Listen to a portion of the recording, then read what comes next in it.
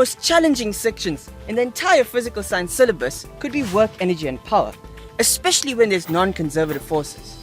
It's not too bad when you have everything in a closed system, but as soon as you get things like an applied force or a friction force, well then, it's not in this nice bubble of a closed or isolated system anymore.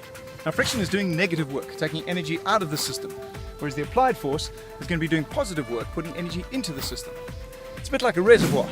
If it's a closed system, all the energy remains within. But friction is like a leak, and all the energy will slowly, gradually leak out. But an applied force is a bit more like a hosepipe, topping it up from the top. These questions often have an object being dragged across a rough surface, or perhaps an object sliding down a slope, maybe a car driving up a hill. Basically, they love slopes. And so do we. That's why we're here by these hills for a bit of sandboarding.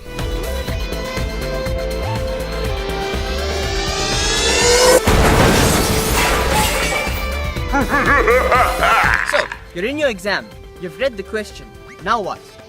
Well, remember the 3D approach. It's diagram, direction and data.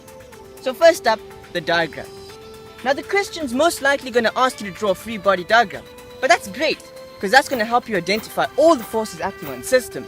And that's such an important step because work doesn't happen without a force. In fact, that's what work is, a force acting through a distance. Sandboarding is a perfect scenario to look at work in a non-conservative system. I've seen a lot of questions set around the skier, and snow is not quite so accessible here in Africa. Here we are in our local hot and sunny setting.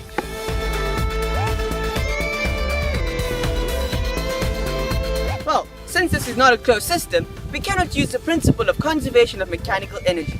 Instead, we have to use work-energy theorem, which states that the net work done on an object is equal to the change in kinetic energy. So, there's a few more details that we're going to need to take care of, like deciding which direction is going to be positive, getting all the data together, and of course doing the calculation. But I think let's leave those details for another time, because it's time to get onto these boards. Oh yeah!